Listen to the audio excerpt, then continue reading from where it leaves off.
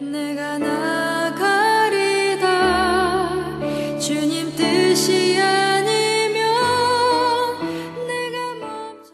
함께 나눌 은혜의 말씀은 누가복음 15장 11절에서 13절까지 말씀입니다.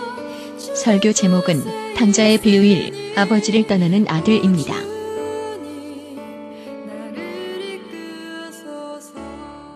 누가복음 15장. 또 이르시되 어떤 사람에게 두 아들이 있는데 그 둘째가 아버지에게 말하되 아버지여 재산 중에서 내게 돌아올 분깃을 내게 주소서 하는지라. 아버지가 그 살림을 각각 나누어 주었더니 그 후 며칠이 안 되어 둘째 아들이 재물을 다 모아가지고 먼 나라에 가 거기서 허랑방탕하여 그 재산을 낭비하더니. 아멘. 할렐루야. 오늘도 하나님을 예배하기 위하여 이 자리에 나오신 여러분들을 주님의 이름으로 축복합니다. 신령과 경건을 가지고 하나님 앞에 예배드리는 여러분들에게 오늘 설교 말씀 가운데에서 각자에게 꼭 필요한 하나님의 음성이 들려지기를 기원합니다.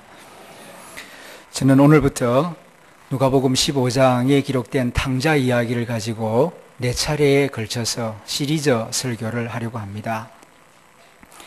예수님께서는 우리를 하나님 나라로 인도하기 위하여 약 40여 개의 비유 이야기를 들려주셨습니다. 그 40여 개의 비유 가운데에서 이 탕자의 비유 이야기는 가장 유명하고 가장 소중한 대표적인 비유의 말씀입니다. 예수님께서 들려주신 이 탕자 이야기는 너무나도 쉬운 이야기입니다. 아주 평이한 이야기입니다. 이 비유의 말씀을 듣고 깨닫기 위해서 특별한 준비가 필요한 것 없습니다. 누구나 이해할 수 있는 그런 이야기입니다. 그런데 이런 지극히 평범한 이야기, 쉬운 이야기를 가지고서 기독교의 진리를 아주 효과적으로 가르쳐 줍니다. 바로 여기에 예수님의 탁월한 지혜와 교육 방법이 있습니다. 사실 이 탕자 이야기는 간단한 이야기처럼 보입니다.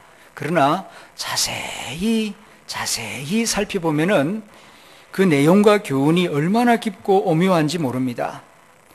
복음을 전하는 저로서는 성경 이 두꺼운 이야기 가운데에서 딱 한 가지만 고르라고 한다면은 단연코 이 탕자 이야기를 골라서 말씀하고 싶습니다.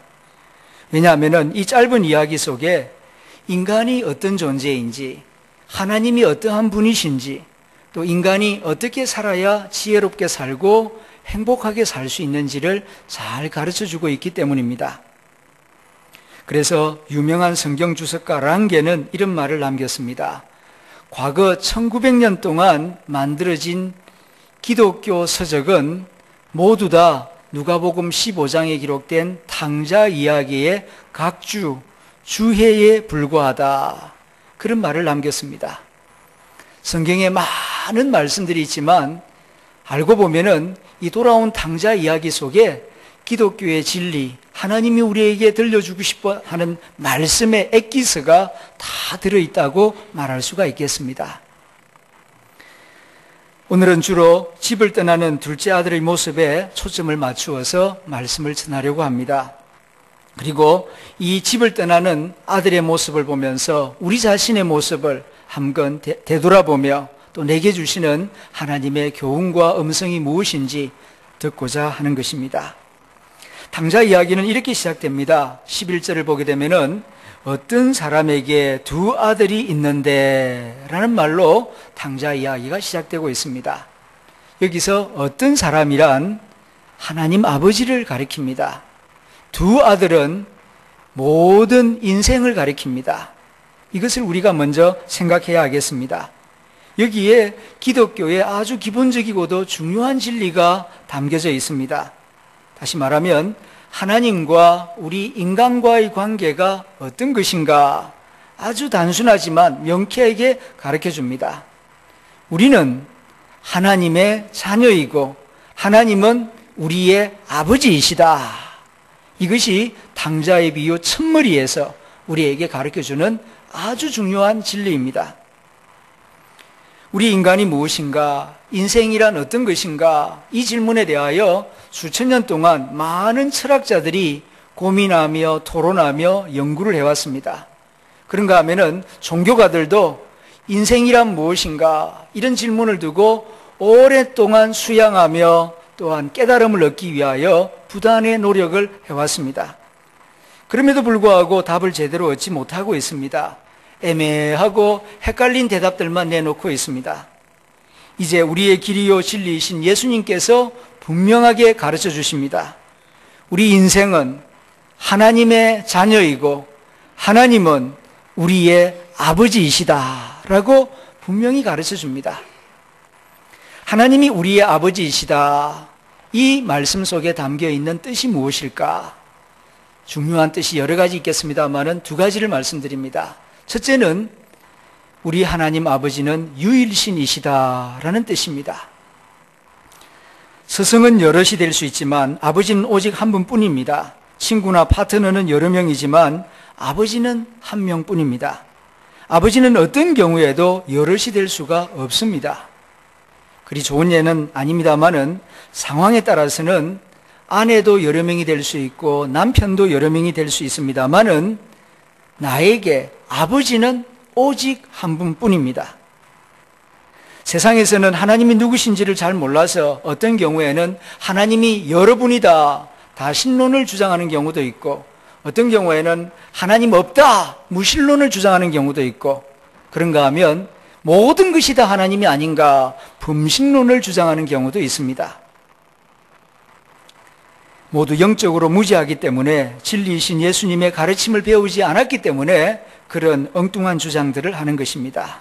하나님은 유일한 분이십니다. 하나님 이외에 다른 하나님 없습니다. 하늘과 땅을 만드신 분은 오직 우리 주 여호와 하나님 한 분뿐이시다. 이것이 성경의 가르침이요 예수님의 가르침입니다. 두 번째로는 절대자라는 뜻입니다.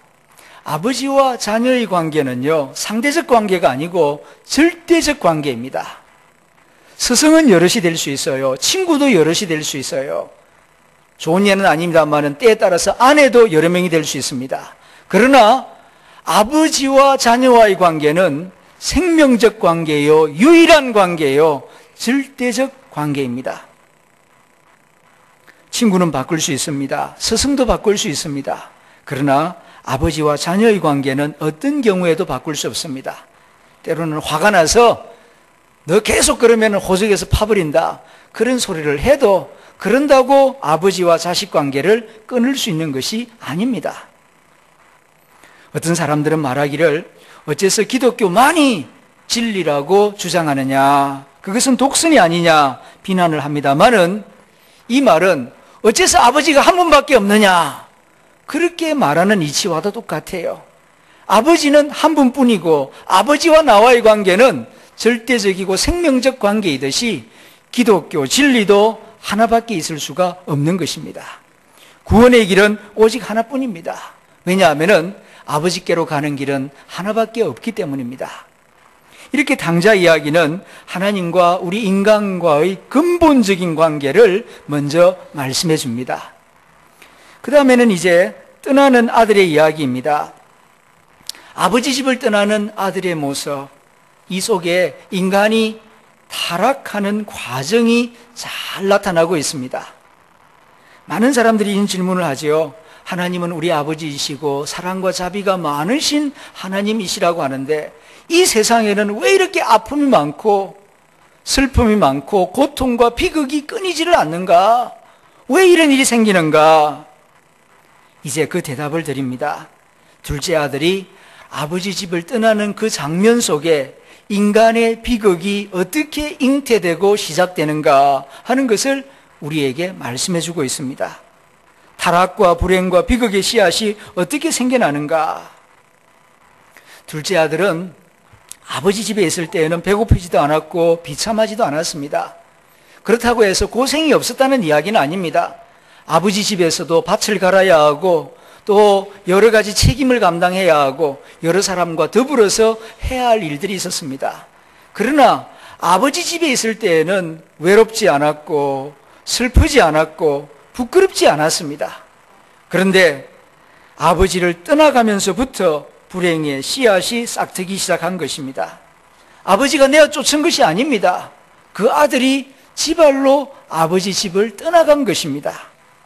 자, 이렇게 아버지 집을 떠나는 모습을 오늘 설교 시간 때에 깊이 생각해 보면서 특별히 4가지 질문을 던집니다.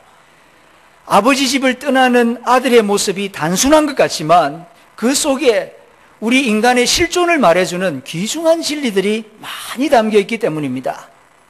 첫 번째 질문은 이것입니다. 왜 떠나려고 했는가 하는 질문입니다. 좋은 아버지가 있고 넉넉하고 편안한 집이 있는데 둘째 아들은 왜 떠나려고 했을까? 그 이유를 3가지로 생각해 봅니다. 첫 번째로는 평범한 가운데 일상적인 생활 가운데 주어지는 은혜의 소중함을 그가 몰랐기 때문입니다. 그래서 그는 아버지 집을 떠나고 있는 것입니다. 인간의 어리석음이 바로 여기에 있습니다. 가까이 있는 은혜와 축복은 잘 모르고 멀리 있는 것을 그리워해요. 이런 엉뚱한 어리석음이 모든 인간들 마음속에 있습니다. 가만히 살펴보면요, 사람들이 대체로 극적인 변화를 겪고서야 감사하는 경우가 많습니다. 죽을 뻔하고 살아나야 이 생명이 얼마나 귀한 것인가 감사를 느낍니다. 건강할 때에는 별로 건강의 고마움을 생각지 않다가 병원에 입원하고서야 하루하루 건강하게 사는 것이 얼마나 큰 축복인가. 많은 돈을 가지지 못해도, 높은 명예를 가지지 못해도 이렇게 내 2다리로 걸어다니는 것 자체가 얼마나 큰 은혜인가. 병원에 갔다 나오면서야 그 소중함을 깨닫습니다. 잃어버려야 가치를 알고 끝난 후에야 비로소 그 의미를 깨닫는 어리석음과 습관이 우리에게도 있습니다. 굉장한 일, 깜짝 놀라는 일이 일어나야 정신을 차리게 되고 무엇인가 깨달음을 갖습니다. 평범한 가운데, 조용한 가운데 주시는 은혜가 얼마나 큰 것인가, 이것을 모를 때가 많다는 말입니다. 사실 알고 보면은 무사고와 안녕, 평안이 기적이라는 사실인데 이걸 모를 때가 많아요. 우리 어릴 때에 소풍 가서 보물찾기 할 때에 특별히 네잎 크로바를 찾아다닌 적이 있었을 것입니다. 그래서 네잎 크로바, 꽃말이 무엇인지 아십니까? 행운이라는 뜻을 가지고 있습니다. 그런데 말입니다. 새잎 크로바의 꽃말은 무엇인지 아십니까? 행복입니다. 그런데 어릴 적에 저 네잎 크로바 행운 하나를 얻어보겠다고 행복을 발로 지근지근 밟고 다닌 경우가 얼마나 많이 있었습니까? 그 모습이 우리 인간의 실존을 말해주는 것입니다. 특별한 행복, 그거 하나 얻어보겠다고 평범한 가운데 주어지는 그 많은 은혜와 행복을 그냥 발로 짓밟아버리는, 그걸 다 잃어버리고 나서야 뒤늦게 그 소중함을 깨닫는 그런 어리석음이 우리에게 있습니다. 둘째 아들은 아버지를 아버지로 생각하지 않고 봉으로 생각한 것 같습니다. 왜 아버지를 아버지로 생각하지 않고 봉으로 생각하였는가? 아버지의 수고와 사랑에 대한 감사의 마음을 잃어버렸기 때문입니다. 죄의 뿌리가 바로 여기에 있습니다. 다른 사람의 수고와 희생과 인내에 대하여 감사한 마음을 잃어버리는 것, 여기서부터 죄악이 시작되는 것입니다. 둘째 아들은 오랫동안 좋은 아버지와 함께 사는 동안 행복과 감사를 잃어버렸습니다. 여러분 기억하십시오. 감사를 잃어버린 마음에서 죄와 악이 자라납니다. 그러므로 감사를 잃어버린 그 마음을 예사로 보지 마십시오. 감사를 잃어버린 마음을 오랫동안 방치하면 그 마음에서 악한 생각이 돋아납니다. 그러므로 감사를 잃어버린 마음을 빨리 회복시키기 위하여서 최선의 노력을 기울여야 합니다. 감사를 잃어버린 무감각한 상태에서 그냥 내버려 두는 것은 이제 악의 길로 치닫는 길이기 되기 때문입니다. 감사한 마음을 잃어버리고 나면 욕망과 이기심과 어리석음의 노예로 전락하는 것은 시간 문제입니다. 여러분 가만히 관찰해 보십시오. 범죄하는 사람들, 악을 행하는 사람들의 특징이 있어요. 그 특징이 무엇인가 하니 나는 은혜 받은 기억이 없다. 나는 사랑받은 적이 없다. 그렇게 생각해요. 그렇게 생각하기 때문에 이놈의 세상 망하면 뭐하나, 잘 되면 뭐하고 망해도 그만이고 그래서 함부로 말하고 거칠게 행동하고 이렇게 막가자판으로 나가는 경우가 많이 있습니다.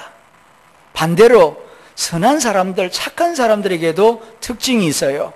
그게 무엇인가 하니 나는 은혜를 많이 입은 사람이다. 나는 사랑을 많이 받은 사람이다. 이런 기억이 있어요.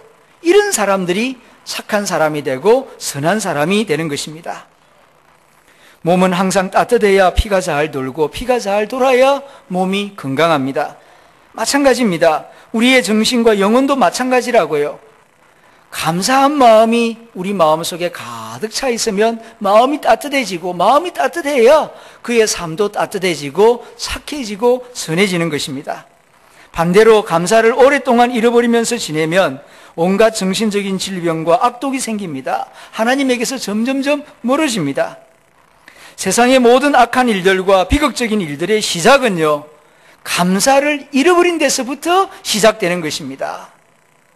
한번 생각해 보십시오. 아내에 대한 감사를 잃어버린 남편, 남편에 대하여 감사를 잃어버리고 살아가는 아내, 그 마음과 발걸음이 어느 쪽으로 가겠습니까? 여러분, 가정의 불행이 어느 날 갑자기 생겨나는 게 아니에요.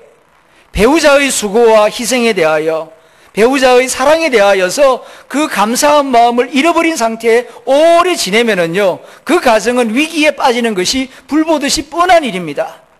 그러므로 가정을 행복하게 지키기를 원한다면은 돈 많이 버는 것 이상으로 가족의 수고에 대하여서 감사한 마음을 많이 가지도록 노력하십시오. 여기에 가족의 진정한 행복이 있습니다. 부모에 대한 고마움을 모르는 아이들, 그 생각과 말하는 것이 공손할 리가 없지 않습니까? 감사한 마음 없이 오랫동안 지내다 보면 내 자신이 제2의 탕자, 탕녀가 될 수가 있습니다. 감사를 잃어버린 그 마음에서 탕자가 생겨난다는 사실입니다. 내승마비를 앓고 있는 송명희 시인, 그가 최근에 시 한 편을 발표하였습니다. 제목이 내가 원하는 것들입니다. 내승마비를 앓고 있는 이 여성이 원하는 것들이 무엇인지, 그리고 내가 원하는 것과 한번 비교하면서 들어보시기를 바랍니다. 내가 원하는 것은 내 손으로 이불을 덮고 자는 것입니다. 내가 원하는 것은 내 힘으로 앉아서 똑바로 있는 것입니다. 내가 원하는 것은 내 손으로 밥을 먹는 것입니다. 내가 원하는 것은 어려운 사람들에게 찾아가서 내가 위로해 주는 것입니다. 내가 원하는 것은 내 힘으로 무릎을 꿇고 앉아서 기도하는 것입니다. 우리는 특별한 것이 있어야 감사할 수 있겠다. 감사의 조건을 특별하고 위대한 것으로 생각하는 경향이 많습니다. 그러나 진정한 감사는 특별한 일이 있어야 감사할 수 있는 것이 아닙니다. 이미 우리의 일상 가운데 하나님이 감사할 거리들을 많이 주셨습니다. 그런데 이걸 오래 누리고 살다 보니까 어느 사이에 당연한 것으로 생각하고 있습니다. 원래 내 것 아무것도 없었습니다. 하나님이 다 주신 선물입니다. 그런데 남의 것 오래 쓰다 보니까 내 것인 줄 착각하며 사는 경우도 많이 있어요. 잃어버리고 나면 왜 빼앗아갑니까? 그럽니다. 처음부터 내 것이었던 것 아닙니다. 다 하나님이 주신 것 아닙니까? 그런데 우리는 이런 일상생활 가운데에서 누리며 살고 있는 것을 당연하게 생각하고 감사를 잃어버리고 사는 경우가 많습니다. 내 손으로 밥을 먹는 것, 다른 사람을 위로할 수 있는 것, 무릎을 꿇고 기도할 수 있는 것, 이 모든 것이 은혜입니다. 작은 일에서 은혜를 발견할수록 우리는 우리의 삶이 얼마나 풍성한 은혜로 가득 차 있는가를 깨닫게 됩니다. 은혜를 알고 은혜에 감사하는 마음을 가질 때에 탕자의 길에서 벗어날 수가 있는 것입니다. 두 번째로 왜 떠나려고 했을까?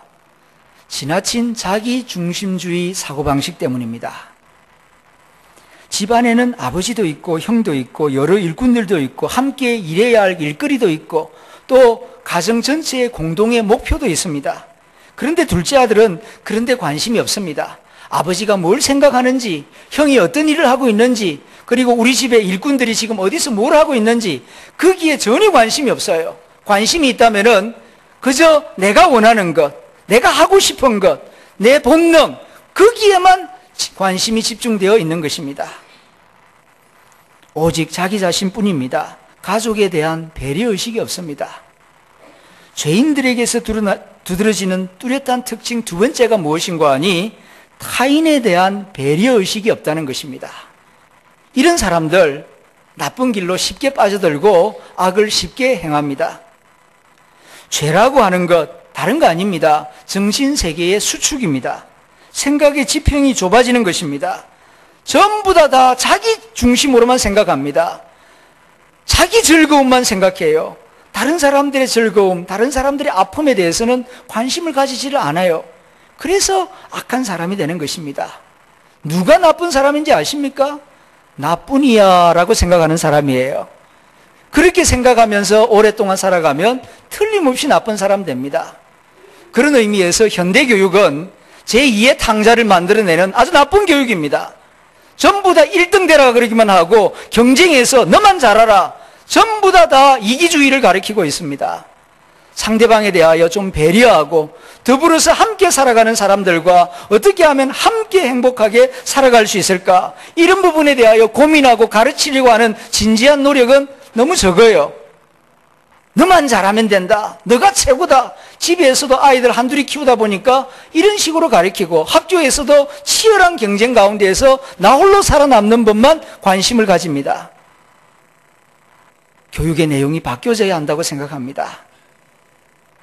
상대방을 배려하고 다른 사람의 아픔과 즐거움에 대해서도 좀 관심을 가질 수 있도록 가르쳐야 할 것입니다. 탕자의 길에서 벗어나려면 자기 중심주의 사고방식에서 벗어나야 합니다. 자기 중심적으로 생각하는 그것이 나쁘다는 게 아닙니다. 우리는 어차피 다 자기 중심적이에요.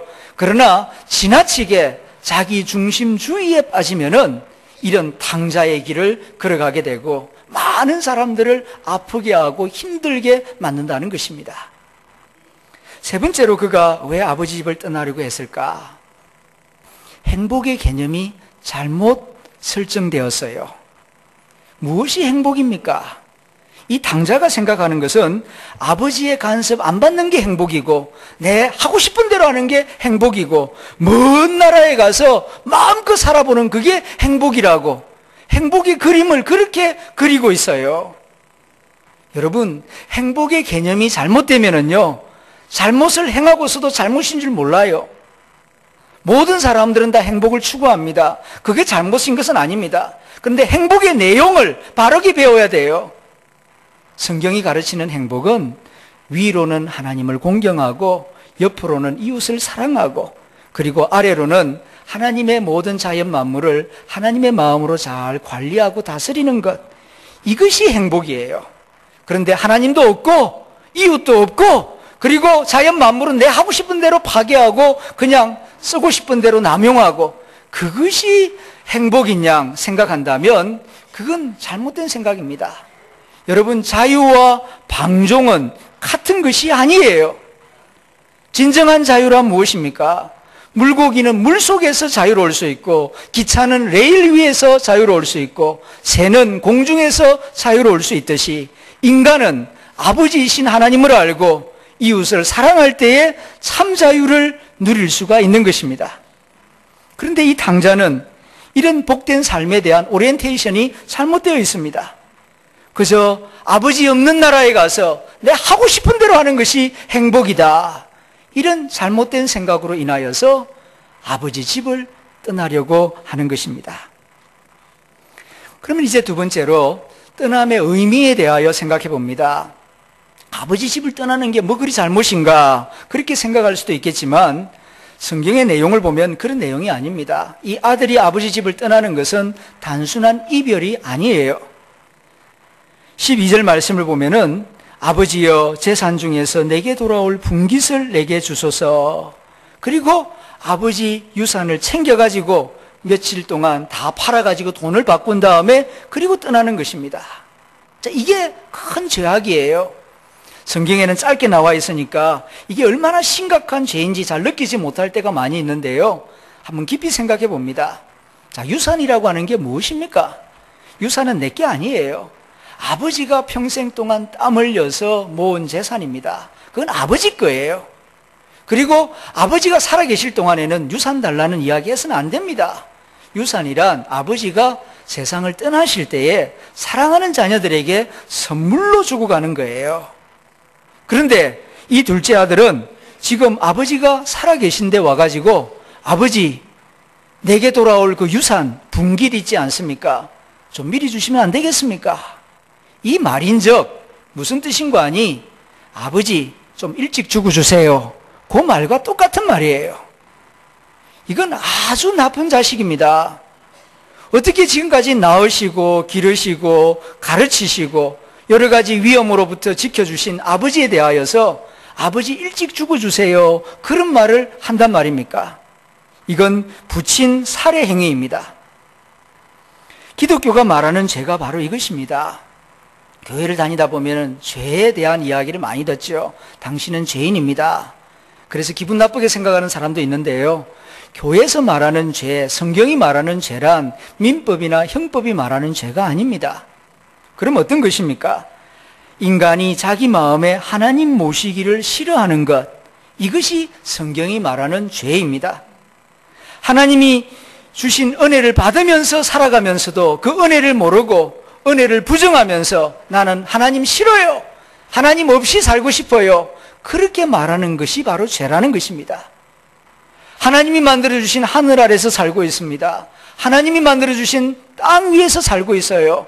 하나님이 주신 음식을 먹으면서 하루하루 살면서도 불구하고 난 하나님 없이 살고 싶어요. 바로 그것이 성경이 말하는 죄라는 것입니다. 가톨릭 저술가 안토니 볼륨은 잃어버린 아들이라는 책에서 이런 말을 합니다. 작은 아들이 아버지 유산을 달라고 말하는 것은 아버지 죽음을 기다릴 수 없으니 차라리 지금 이 순간 죽어주세요 라고 말하는 것과 똑같다고. 이건 부친 살인 행위라고 지적합니다. 그런데 여러분, 부친 살인 행각이 당자만의 이야기인 줄 아십니까? 오늘 현대인들이 얼마나 이런 엄청난 죄를 저지르고 있는지 모릅니다. 특별히 인간의 이성과 과학이 발달하고 있다는 이 현대사회 가운데에서 특별히 프리드리히 니체 이후에 신은 죽었다 하는 그 말을 본받아가지고 하나님 필요 없다, 필요한 것은 경제력이요 정보요 과학기술이다, 신은 죽었다, 신은 죽었으면 좋겠다, 그러면서 살아계신 하나님 아버지를 생매장하여 죽이는 말과 행동을 서슴없이 하고 있습니다. 하나님의 많은 은혜 가운데서 살아가면서도 이런 엄청난 죄를 짓는 현대인들이 너무너무 많아요.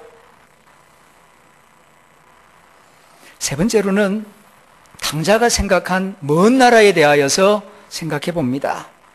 탕자는 아버지가 살아계신데도 돌아올 유산을 달라고 했고 그걸 주니까 그걸 며칠 동안 다 정리해가지고 먼 나라로 갑니다. 아버지 집을 떠나서 어디로 가려고 그렇게 아버지 마음을 아프게 하고 그 유산을 그렇게 급하게 다 챙기는 것입니까? 그의 마음속에는 먼 나라가 있어요. 먼 나라에 가면은, 거기에 가면은 행복이 있고 자유가 있고 내가 원하는 것을 다 누릴 수 있고 그의 마음속에는 먼 나라에 대한 환상이 있습니다. 이것 때문에 지금 탕자가 이렇게 아버지 집을 떠나려고 하고 있는 것입니다. 그런데 여러분, 탕자의 마음속에만 이런 게 있는 게 아닙니다. 현대인들 마음속에 탕자와 비슷하게 먼 나라를 동경하고 사모하는 그런 미묘한 심리가 현대인들 마음속에도 있다고요. 지금 여기서 내게 주시는 은혜에 대한 감사는 없고 저 산 너머 그 먼 나라에 가면은 거기에 무지개가 있고 내가 꿈꾸는 행복이 있을 것이다, 그런 상상을 하며 살아가는 그런 인간들이 많습니다. 러시아의 대문호 톨스토이의 그 작품 가운데에 세 가지 질문이라는 제목의 그 작은 소설이 있습니다. 이 소설은 톨스토이가 만년에 쓴 소설인데요. 그는 40년 동안 작품 활동을 하면서 자기의 그 살아온 인생을 되돌아봅니다. 그러면서 질문을 하죠. 지금까지 많은 일들을 하고 글을 쓰고 책을 출판해냈는데 내 인생 가운데 가장 중요한 때는 언제였을까? 두 번째로는 내가 한 일들 가운데에서 가장 중요한 일은 무슨 일이었을까? 세 번째로 많은 사람들을 만났는데 가장 중요한 사람은 누구였을까? 이 세 가지 질문을 하면서 깊은 성찰을 합니다. 그리고 그는 정말 지혜로운 사람답게 우리에게 지혜로운 대답을 줍니다. 내 인생에 있어서 가장 중요한 때는 바로 지금이고, 내가 한 일 가운데 가장 중요한 일은 지금 내가 하고 있는 이 일이고, 만난 사람들 가운데 가장 중요한 사람은 지금 내 곁에 있는 사람이다. 참으로 우리에게 소중한 지혜를 가르쳐 줍니다.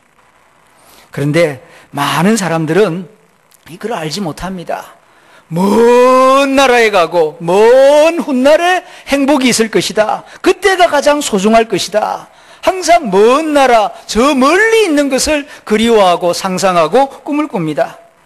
지금 여기 아버지 집에서 아버지와 형제와 함께 누리고 있는 자유와 평안과 축복이 얼마나 소중한 것인가 알지 못할 때가 많지요. 먼 나라에 가서 그 귀한 재산을 다 허랑방탕하고 자신의 자유를 저당 잡히고 돼지 쥐염 열배로 배를 채우고자 하나 그나마 주는 사람이 없을 때야 비로소 옛날에 아버지 집에서 함께 누리던 그 일상적인 평안, 조용한 가운데서 누리던 은혜가 얼마나 귀한 축복이었는가 뒤늦게 깨달을 때가 많이 있지요. 여러분 기억하십시오. 먼 나라의 행복 없습니다. 그런 거 없어요. 우리 망상 속에 있는 것이죠. 먼 나라에 가보아도 특별한 거 없습니다. 이걸 알아야 합니다. 천국은 죽고 난 다음에만 가는 나라가 아니에요. 지금 여기서부터 예수 그리스도를 영접하고 하나님과 좋은 관계 속에 들어가면 여기서부터 하나님 나라가 열리는 거예요.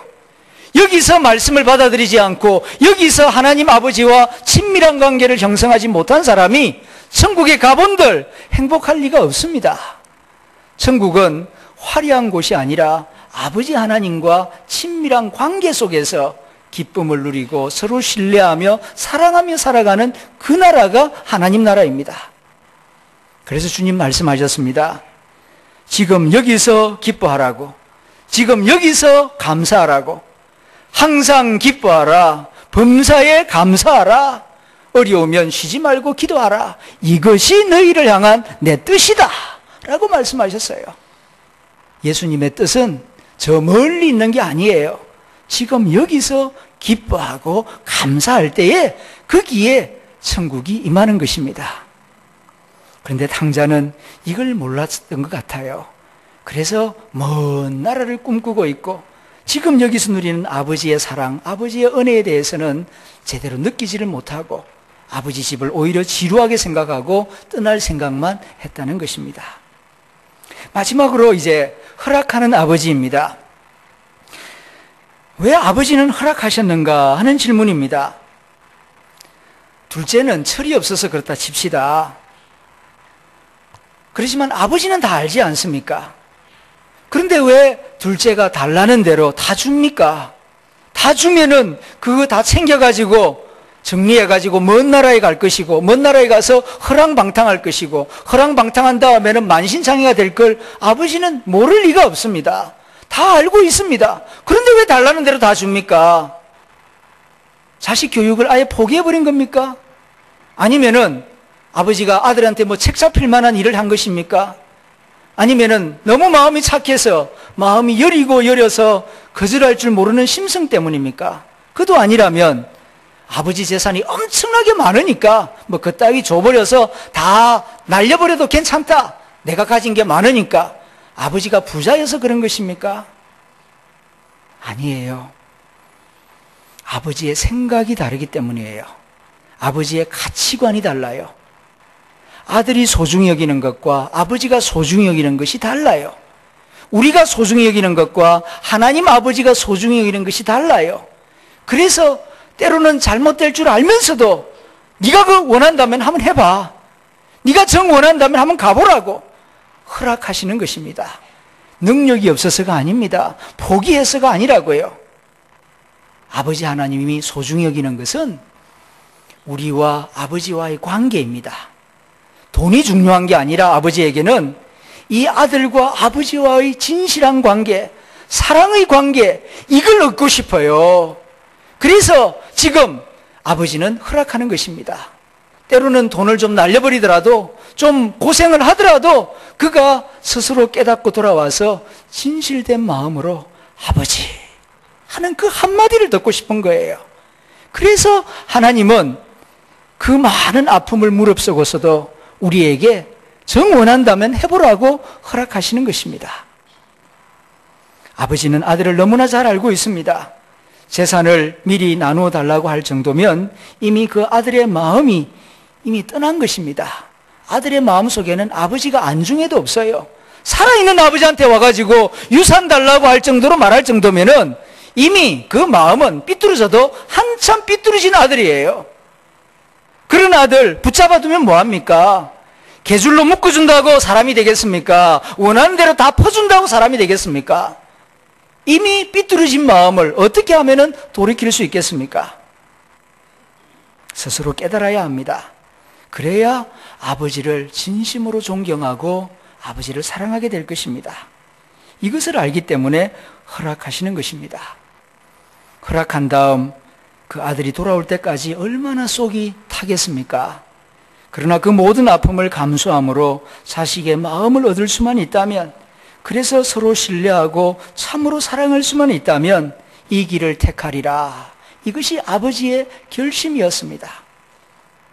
아버지가 허락하신 이유는 재산보다도 더 중요하게 여기는 것, 우리가 진심으로 하나님 아버지 그렇게 부르기를 하나님은 학수고대하기 때문에 다른 것은 좀 손해보더라도 진실된 마음으로 하나님을 아버지라 부르기를 지금도 기다리고 계십니다. 그래서 때로는 많은 것을 허락하십니다. 그러나 방임은 아닙니다.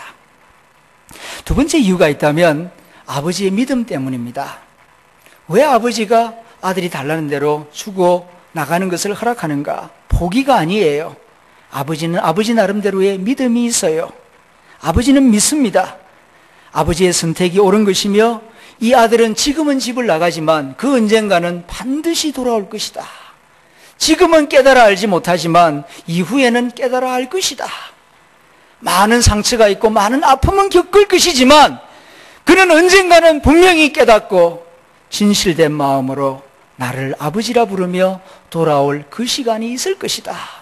아버지는 그걸 굳게 믿었어요.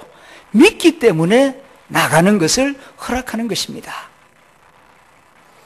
예수님을 이 땅에 보내신 하나님 아버지는 오늘도 그렇게 믿고 계십니다. 믿고 계시기에 아직도 상거가 먼데 소망을 가지고 기다리고 계십니다. 믿고 계시기에 심판을 미루고 계시는 것입니다. 이 말씀을 듣는 형제자매 여러분, 사랑과 자비가 많으신 하나님 아버지의 믿음에 실망을 안겨드려서는 안 되겠습니다. 함께 기도하겠습니다.